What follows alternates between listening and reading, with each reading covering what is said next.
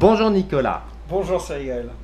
On va rien faire de faux comme souvent à la télé aujourd'hui. Je te vois donc dans le cadre de mon livre-film. Son titre, Risque de chance, traduction littérale de l'idéogramme chinois du mot crise. Sa vocation, c'est aider à faire naître celle des autres. Le cœur de son message, rien ne peut empêcher ta contribution au monde, mais sais-tu quelle est-elle? Son histoire, ça sera la mienne et les vôtres, partagée en résilience. Ces thématiques, elles sont ouvertes et portées par chaque personnalité, très différente. Alors ma première question, Nicolas, c'est en tant qu'homme, papa, patron, entrepreneur, peux-tu me dire, s'il te plaît, quel est le plus beau risque dans la vie? Peut-être celui d'aller vers les autres. Fondamentalement, on est toujours prisonnier de ses préjugés, de ses propres contraintes. Donc aller vers l'autre, c'est un risque, c'est une chance. C'est une bonne façon de démarrer l'entretien parce que fondamentalement, c'est perçu comme un risque et ça se révèle comme une chance. La plupart du temps, voire toujours. As-tu un exemple vécu de ce beau risque?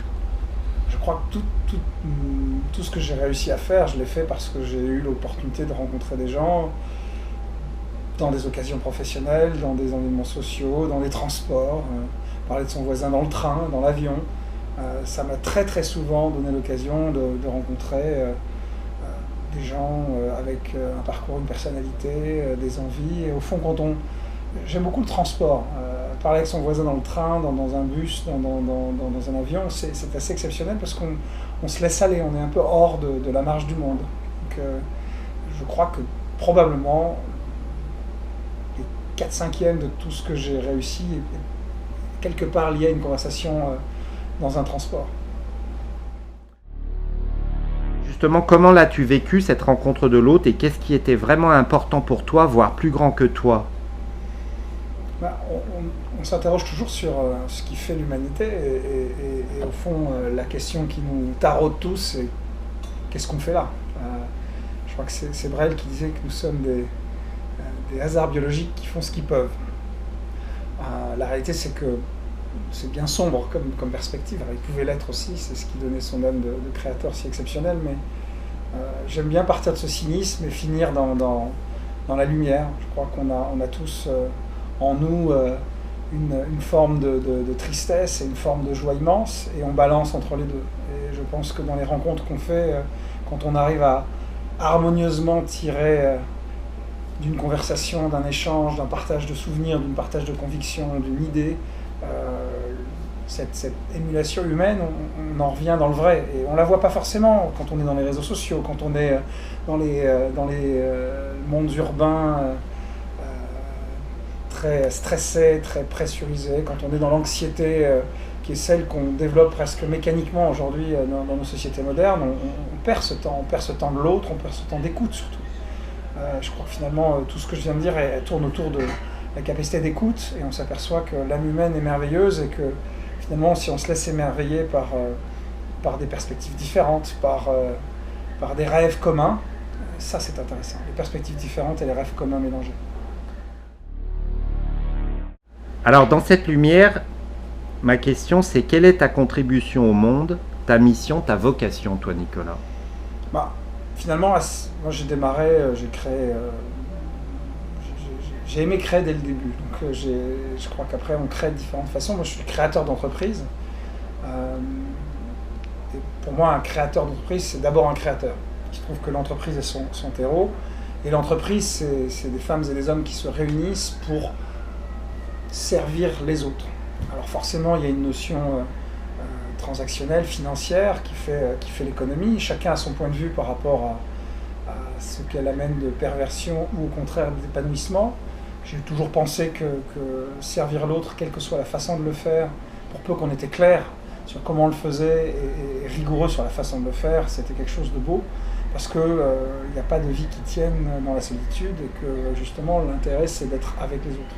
Donc en tant que créateur d'entreprise, ce que j'ai appris, j'ai fait 9 startups, ce que j'ai appris dans des domaines très différents. J'ai créé des jeux vidéo au moment où il y avait il y avait peu de gens qui jouaient aux jeux vidéo et avant que ça devienne une activité beaucoup plus développée. J'ai édité des livres pour enfants en Chine, et édité Le Père Castor ou Les Incollables en Chine, c'était une satisfaction exceptionnelle. On a développé des technologies dans des agences web au moment où cet outil formidable qui est Internet se développait. Aujourd'hui, je fais des choses dans le domaine spatial. Au fond, de toutes ces expériences, ce que j'ai appris le plus, c'est de connecter des univers qui ne se seraient jamais parlé autrement. De connecter des univers de recherche, des univers de création, des univers d'industrie, des univers de gestion, et de donner à chacun une perspective sur l'autre et à donner à l'ensemble un sens qui fait qu'on fait beaucoup plus tous réunis qu'on ne l'aurait jamais fait tout seul dans notre coin. Donc c'est cette capacité d'entraînement et de connexion qui, je crois, est une modeste contribution, parce qu'après, il faut être d'une immense humilité. Voilà, on n'est plus que 7 milliards, et je crois qu'il y a beaucoup de gens qui ont, à leur niveau, tous, d'une manière ou d'une autre, contribué. Qu'est-ce que tu reconnais en toi-même, par toi-même, qui te donne le goût de vivre ? Je vais répéter la même réponse à toutes les questions. Je pense que c'est vraiment l'autre. Moi, je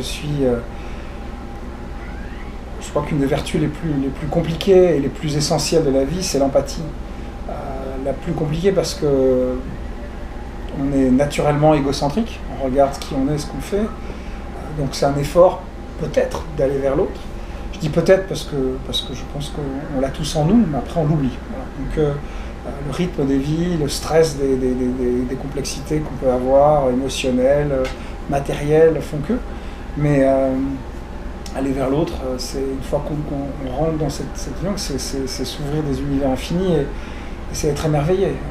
Toujours, même dans des conversations banales, on arrive à voir le grand, le beau de chacun. Donc je crois que c'est ça qui me nourrit. Face aux difficiles, n'est-ce pas souvent en s'ouvrant à toute autre chose que les solutions naissent ? Oui, certainement. Je dirais que dans les difficiles que j'ai vécus, j'ai eu 9 entreprises, il y en a notamment une qui a fait une faillite retentissante. Je suis passé en moins d'1 an du statut de milliardaire que j'avais virtuellement, parce que c'était le cours de bourse de ma société, au statut de vraiment ruiné, c'est-à-dire les huissiers à la maison qui saisissent les meubles, plus de moyens de paiement, plus rien. Donc, en peu de temps, c'est peut-être ça. J'avais 26 ans, 27 ans. J'ai perdu 9 membres de ma famille au même moment, dont mon père, donc des gens très proches. Donc c'est sûr que dans ces moments-là, on est dans des moments de désespérance. Qu'est-ce qui fait qu'on s'en sort ? Je me suis aperçu qu'on ne se connaît finalement pas. J'aime beaucoup l'histoire, et il y a une période très sombre de notre histoire qui est la Première Guerre mondiale qui me fascine, et pour avoir lu quelques témoignages, donc des croquis, des écrits de soldats de la Première Guerre mondiale, c'est fascinant de voir que la plupart ne savaient pas comment ils allaient réagir quand ils étaient dans les tranchées, que le coup de sifflet invitant à la charge résonnait. Il y a ceux qui s'écroulaient en pleurant, il y a ceux qui partaient billes en tête, il y a ceux qui se faufilaient en espérant éviter et pas être trop... Et finalement, aucun d'eux, de ce que j'en ai compris et lu, ne savait qui il était avant ce moment. On se découvre dans l'action. Il y a un philosophe danois que j'aime beaucoup, qui est Kierkegaard. Je le trouve très intéressant parce qu'il est entre l'essentialisme très religieux d'avant le 19e et avant l'existentialisme de Sartre, qui peut finir un peu dans une forme de cynisme. J'aime cette notion de transition qu'il a, que d'autres chercheurs et d'autres philosophes ont écrit. J'aime beaucoup ce que Paul Ricoeur a écrit aussi sur la narrativité. J'aime beaucoup cette notion qu'on est l'auteur de son propre récit, qu'on se construit par une forme de projection. Donc, fondamentalement, l'idée de soi, elle est très abstraite. Se confronter aux événements, c'est ça qui nous révèle. Et finalement, la parole, l'écrit, l'expression, c'est ce qui permet après de trouver un sens et de donner un cap. Voilà. Tu parlais de ton papa. Est-ce un risque de chance d'être né sur le bassin d'Arcachon ? Évidemment, je suis très privilégié. J'ai grandi dans une famille, même si j'ai un arrière-grand-père qui venait d'une famille extrêmement modeste, côté paternel, et que grosso modo toute la génération grands-parents étaient de milieux très très modestes, dans l'agriculture, mon arrière-grand-père était plombier zingueur. Ils ont les uns et les autres, par leur travail, par l'ingéniosité, créé des situations. Moi j'ai grandi dans un endroit privilégié qui est le bassin d'Arcachon, avec une famille qui sans être ultra fortunée, avait des beaux moyens. Donc je suis un privilégié, un fils de privilégié. Comme sur le bassin d'Arcachon, le nom de l'entreprise familiale et mon patronyme, que la rue où j'ai grandi était la rue nommée après mon arrière-grand-père. On prend assez vite conscience qu'on est dans un environnement particulier. Bon. Mais sur le coup, l'éducation des parents et de mes parents, de mes grands-parents, a été de ne jamais oublier que, ça pouvait partir du jour au lendemain, toujours. Mon arrière-grand-père, qui a fait fortune dans la construction de bâtiments, a tout perdu en 1929. Il a même fait une tentative de suicide, donc c'est quelque chose qui est resté marqué dans la vie. Sans doute ça m'a aidé, quand moi-même j'ai connu des difficultés, de traverser ces moments-là. Et on m'a appris qu'au fond, il fallait ne pas oublier d'où on venait, ne pas oublier que le confort matériel n'était pas l'essentiel, que les choses se méritaient par le travail, et que la valeur travail est très centrée dans ma vie personnelle, et j'espère dans ce que je transmets à mes enfants. Donc oui, je suis privilégié, oui, j'ai grandi dans un endroit privilégié, dans une famille privilégiée. Pour autant, j'espère qu'on a su, avec aujourd'hui mon épouse, et j'ai su moi-même apprécier cette chance et savoir transmettre finalement le fait qu'il faut savoir la chance qu'on a, mais il faut aussi être conscient que tout est fragile et qu'il faut le cultiver. Est-ce un risque de chance de travailler avec un patron visionnaire comme Satya Nadella qui veut empowerer le monde avec Microsoft? J'aime bien le franglais, Cyril.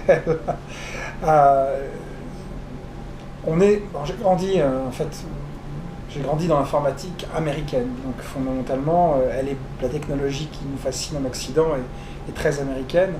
Donc travailler chez Microsoft aujourd'hui, c'est une chance, parce que c'est l'opportunité d'être parmi un des grands géants de la technologie et d'avoir un poste à responsabilité en tant que Français. Aujourd'hui, je dirige l'équipe qui gère les relations avec Apple, Amazon, Netflix, Facebook, jusqu'à des entreprises plus professionnelles, Adobe, SAP, etc. C'est extraordinaire, parce que j'ai démarré à 7-8 ans avec l'ordinateur Apple II de mon papa. J'ai commencé à programmer à ce moment-là. Et quand je lisais la presse informatique d'adolescent, il y avait Microsoft, il y avait Apple, je découvrais ce qu'était la Silicon Valley. Tout ça à la Teste de Bûche en Gironde, donc un peu loin des hubs technologiques. Donc après des péripéties, des hauts débats, être aujourd'hui dans un poste à responsabilité d'une entreprise technologique, ça c'est une chance inouïe.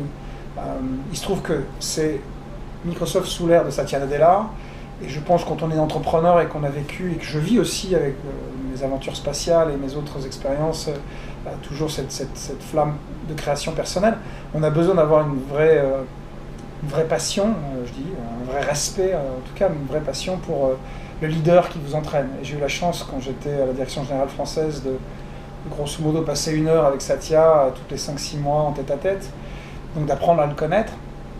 Et c'est un homme d'exception, il a des valeurs très fortes, d'humanité, d'écoute, d'empathie surtout, ces valeurs qui me sont chères. Il a une intelligence hors du commun et il a vraiment transformé une entreprise Microsoft qui était sans doute devenue arrogante et monopolistique, qui avait perdu un certain nombre de sujets, donc téléphone mobile, et il lui a redonné un souffle par l'innovation, par l'ingénierie, mais avant tout par le changement de culture et par l'humanité qui est la sienne. Donc avoir l'opportunité de travailler pour quelqu'un comme ça, c'est extrêmement exaltant.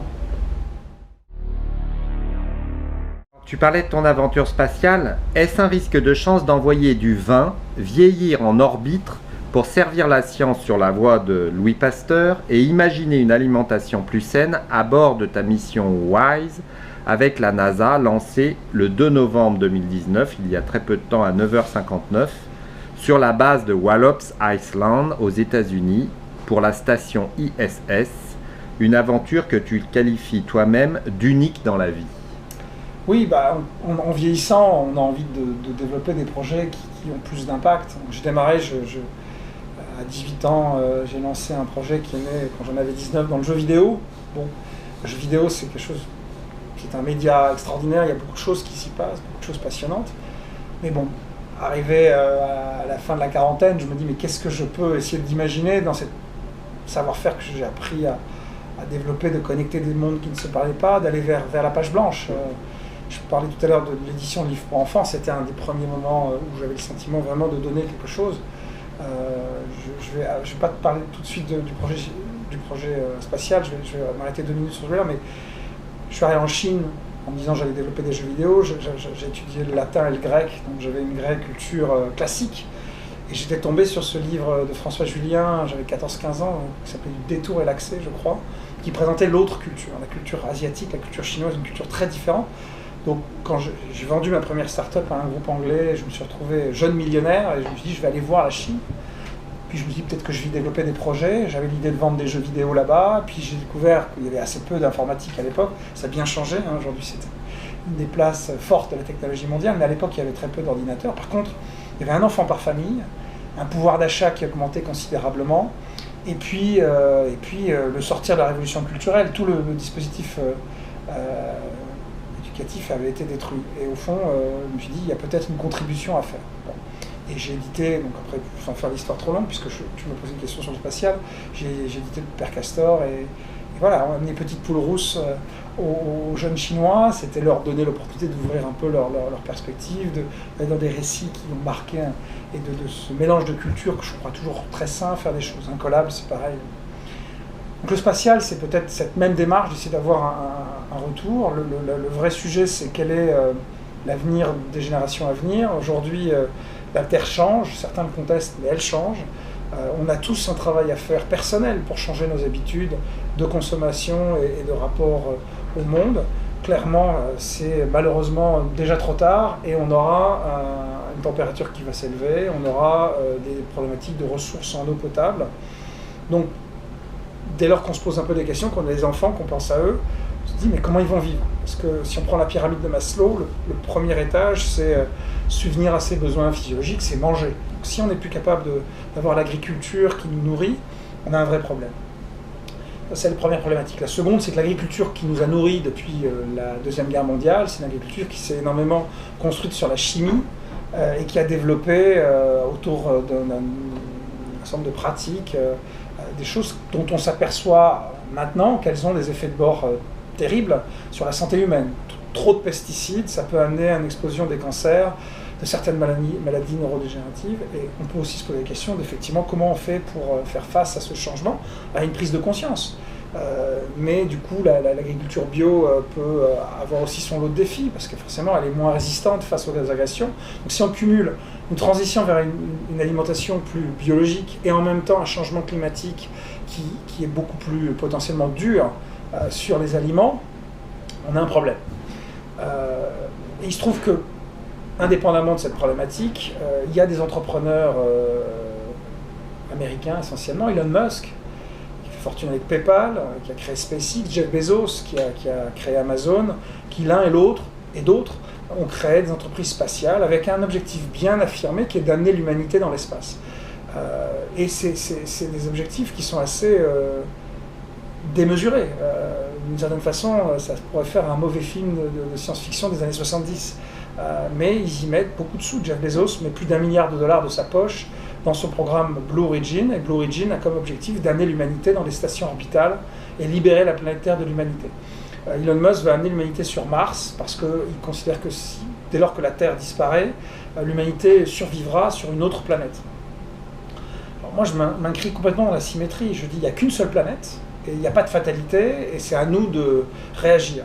Et le paradoxe, c'est qu'on va utiliser les vaisseaux spatiaux qu'ils ont créés pour aller saisir ce que l'espace, qui n'est pas vide, il est vide au sens de la vie humaine, mais on va utiliser certaines caractéristiques de l'environnement spatial pour développer des solutions et des projets à valeur ajoutée pour la Terre.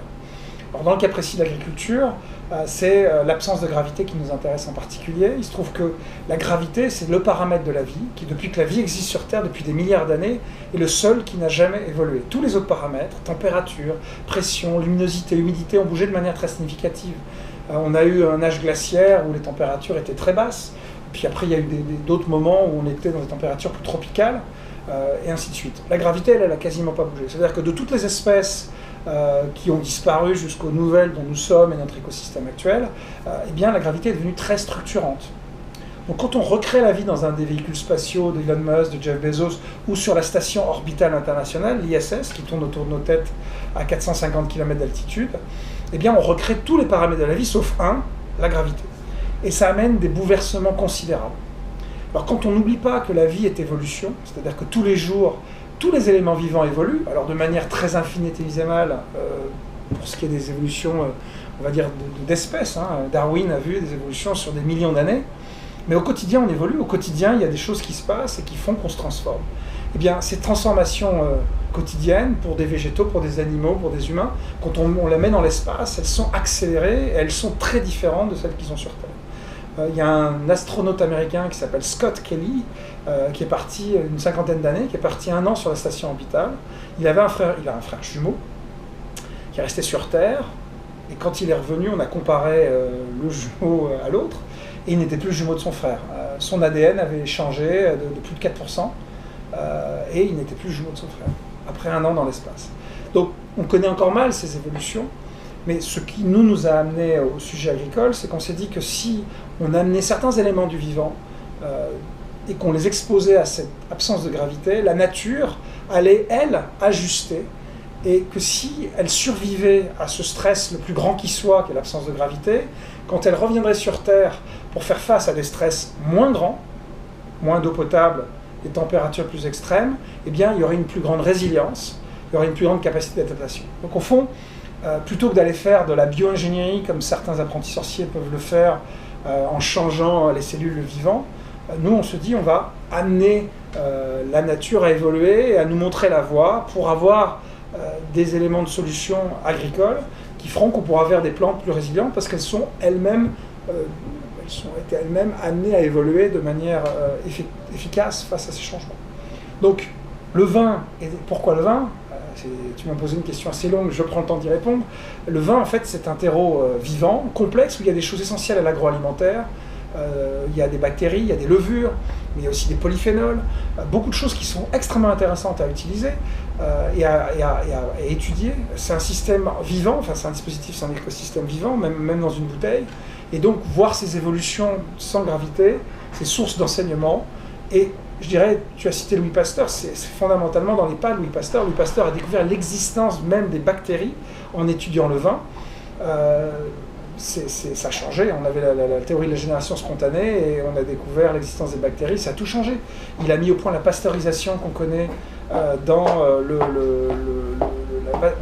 il a découvert la pasteurisation dans un moment où on l'a appliqué au vin, il l'a appliqué aux produits laitiers et il a mieux compris le fonctionnement des levures. Le levure, c'est le pain, la farine, donc tout un tas de choses ont déjeuné dans le vin. Donc le vin était un sésame, c'est aussi un sésame parce que la façon dont on fait la science dans l'espace est aujourd'hui faite de manière très terrestre, c'est-à-dire avec des silos, on étudie les bactéries, les levures, chacun dans son coin, et on fait peu de travail en commun. Le vin est un sujet de collaboration, et la collaboration, c'est une solution pratique.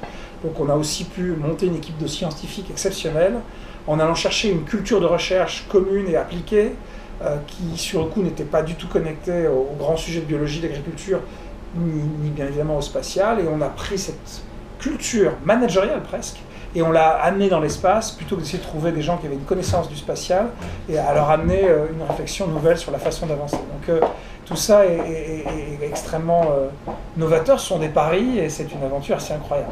On verra si elle donne des résultats. Qui es-tu comme magicien et que fais-tu en tant que magicien dans ce monde? Donc est-ce qu'on peut dire qu'en tant que magicien, tu es un chercheur hors gravité? Je ne sais pas si je suis magicien. Pour moi, le magicien, c'est celui qui a un truc. Il y a quelque chose qui explique... j'aspire à être alchimiste, plutôt. Donc d'avoir un mélange très, très rigoureux, j'espère, de science et de rigueur. Donc je dis science parce que dans le projet dans lequel je travaille avec des scientifiques, donc j'ai besoin d'être à leur niveau. Je ne le serai jamais, mais en tout cas d'être dans la même exigence qu'ils ont. Et en même temps, je suis alchimiste parce que l'humanité, la complexité de l'autre fait qu'on a besoin de faire des connexions qui n'existent pas naturellement. Donc voilà, j'aspire être un alchimiste heureux, celui qui croit qu'on peut faire mieux et qui peut faire avancer les choses. Justement, en tant qu'alchimiste heureux, que voudrais-tu voir se réaliser dans le monde au travers de toi et au-delà de toi? Au-delà, j'ai beaucoup de mal à me dire que c'est à travers moi. Moi, je suis un parmi 7 milliards, donc j'espère, comme tout le monde, que plus d'empathie, plus de solidarité, moins d'égoïsme, plus d'ouverture aux autres. C'est-à-dire que c'est peut-être toujours facile revendiquer. Je n'aime pas la victimisation, j'aime dénoncer ce qui me révolte et j'aime agir pour résoudre la révolte. Là, j'ai la chance de vivre aux États-Unis, c'est un pays que j'aime beaucoup, mais néanmoins, il y a des choses qui me choquent profondément. L'une d'elles, qui est propre à cette culture, qui est encore une fois extraordinaire sur bien les aspects, mais c'est ce côté, on dénonce quelque chose qui ne va pas et on n'en prend pas acte. On va dénoncer la ségrégation raciale, on va dénoncer la condition des femmes, on va dénoncer certaines injustices très fortes qui existent parfois aux États-Unis. En tout cas beaucoup plus que je crois en Europe et en France, où on a quand même des systèmes de solidarité dont on peut être fier. Et en même temps, voilà, on les dénonce et on ne fait pas grand-chose, on continue à vivre pour les gens que je peux côtoyer dans des tons un peu de dessous. Donc voilà, j'espère être un des acteurs, mais il y en a qui sont tellement plus engagés que chacun que moi. Donc déjà, voilà, c'est contribuer comme chacun peut le faire. Après, dans mes aventures, spécifiquement celle qui est aujourd'hui d'essayer de trouver des réponses à l'agriculture de demain, très concrètement, avoir des résultats opérationnels. Donc un des sujets qui nous intéresse le plus, c'est d'être capable d'amener des réponses à des maladies qui se développent dans les plantes et donc qui menacent l'agriculture et l'alimentation humaine. Donc si on peut effectivement permettre de mieux nourrir, un des sujets qui nous intéresse, c'est faire pousser des plantes dans des environnements plus arides, ou avec moins d'eau potable, donc plus de sel. Typiquement, si on est capable d'aller dans des régions plus défavorisées, amener des réponses agricoles, aider des agriculteurs, ça sera une satisfaction immense. Partages-tu la vision de Jean Vanier, le fondateur de l'Arche que j'ai eu la grâce d'interviewer avant son envol, qui a écrit un livre dont le titre est « Chaque personne est une histoire sacrée ». Une très belle expression, je ne connaissais pas et je la trouve très vraie, absolument. Parce que je parlais d'empathie, je parlais mais sacré, j'aime cette notion de respect qui va forcément avec le sacré. Je pense que chacun a une histoire, on est tellement prompt à juger, tellement prompt à cataloguer humainement, et on l'est encore plus aujourd'hui avec l'instantané des réseaux sociaux, et je pense que c'est sacralisé, on manque de sacré aussi, on a un cynisme terrible qui se développe en Occident alors qu'on est des enfants gâtés. Il suffit de se balader un peu dans d'autres régions du monde et on voit des misères terribles. Donc en tout cas particulièrement partir dans l'idée que chacun a une histoire sacrée, je trouve ça une très très belle formule. Qu'est-ce que tu vis dans ta vie, Nicolas, que tu souhaiterais voir continuer?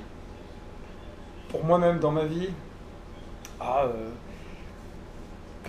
j'ai eu des difficultés, comme que j'explique quand j'évoquais la douleur, perdre des proches, dont mon père et des gens que j'aimais profondément de ma famille, au même moment où je fais faillite et où je ruine tous ceux qui ont pu avoir confiance en moi, actionnaires, les salariés, moi-même je suis vraiment ruiné considérablement, et puis je venais juste de me marier, d'avoir mon premier enfant, c'était très très compliqué, j'avais peur d'être... En fait, j'ai réalisé que j'avais une peur panique, c'était de devenir cynique. Et cette peur me tétanisait, parce que j'avais vu d'autres entrepreneurs qui avaient fait faillite, qui étaient aigris à ressasser tout ce qu'ils auraient pu faire différemment, tout ce qu'on leur avait fait.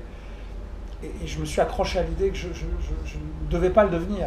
Et j'ai essayé de trouver l'équilibre entre assumer les responsabilités qui étaient les miennes, voilà, comme je me suis efforcé de le faire, ce qui m'a amené à une situation financière très précaire, pour autant préserver mes proches à qui je ne pouvais plus rien amener, matériellement, s'entend, et puis à garder le souffle, la flamme. Donc j'ai eu la chance d'avoir des amis proches, la famille évidemment, qui m'ont aidé à traverser ça, et donc je dirais très symétriquement la capacité à continuer à s'émerveiller, à croire en l'avenir, à croire en l'autre. As-tu un défaut dont tu souffres? J'en ai beaucoup, bien sûr, bien sûr. Alors celui dont je souffre le plus, en fait je crois que j'ai aucune confiance en moi, donc c'est sans doute celui dont je souffre le plus. Quelque part je me suis dit que c'était un défaut plutôt utile, parce que ça permet justement de garder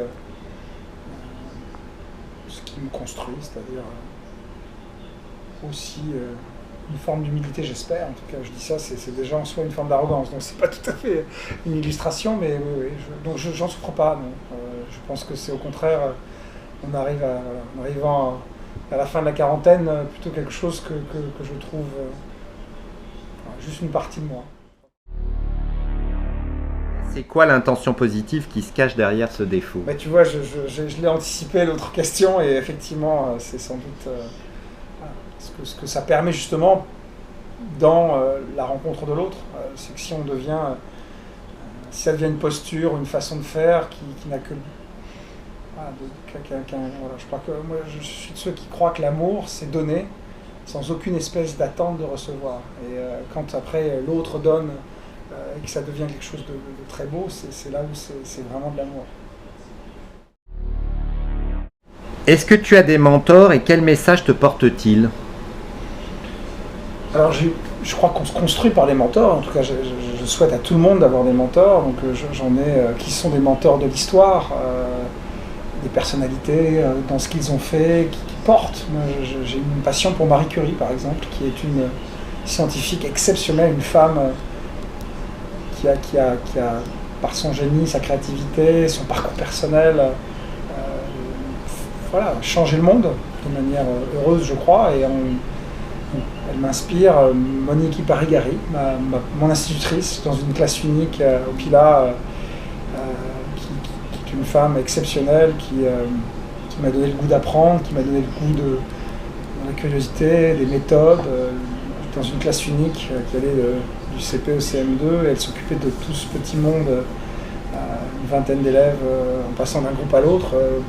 Forcément, mes grands-parents, mon grand-père Jacques, qui s'occupait de l'entreprise de construction et d'hôtellerie familiale, est une figure qui compte beaucoup pour moi, mais ma grand-mère, mes autres grands-parents, Yvon et Simone, mes parents, Bernard et Francine, je crois que j'ai cette chance d'avoir des exemples, donc je suis très privilégié de ce côté-là. Et puis après, des rencontres, Pierre Delavenne, qui était un banquier à la retraite, qui a été mon mentor quand je me suis dit que j'allais créer mon entreprise, Robert Brun avant lui, un autre formidable entrepreneur, et j'en ai beaucoup, sans doute des figures aussi dans ce qui est l'univers qu'est le mien, l'entrepreneuriat. Steve Jobs, qui n'était pas une personnalité facile, m'a aussi inspiré dans le dépassement, et puis des gens que j'ai eu l'occasion de rencontrer, Yves Guillemot, le patron d'Ubisoft, qui est quelqu'un qui m'a fait confiance au démarrage professionnel, et puis ensuite bien des fois par la suite. J'aimerais pouvoir, sur le coup, si tu fais une vidéo YouTube, les remercier tous, et j'en aurai pour beaucoup. Donc je crois que c'est déjà cette chance d'en avoir eu plusieurs qui est déjà une chance inouïe. Ta vie est-elle un stage d'amour comme la mienne ici-bas? Un stage d'amour. C'est une très jolie expression, oui, je crois, j'espère. En tout cas, oui, absolument. J'ai une femme exceptionnelle, donc, et je ne suis pas un mari facile du tout. Donc, déjà, j'ai d'un père qui aime profondément ses enfants, et puis j'ai des neveux, des nièces, des filleuls. Donc, oui, j'aime cet amour familial, puis l'amour de l'autre, oui. C'est une très belle expression. En conclusion, Nicolas, faut-il tout oser demander dans la vie? Je le crois. Je pense même qu'il faut tout oser rêver. Et certainement, on peut percevoir ça comme un luxe, mais je crois que c'est la première présidente africaine, qui est une femme, le nom m'échappe à l'instant, honte à moi, qui était présidente du Libéria, qui n'est pas un pays facile, qui a dit si vos rêves ne vous effraient pas, c'est qu'ils ne sont pas assez grands. If your dreams don't scare you, they're not big enough. Et je trouve que c'est une expression magnifique, donc il faut rêver fort, oui. Pourquoi as-tu accepté ma demande d'interview avec cette simplicité?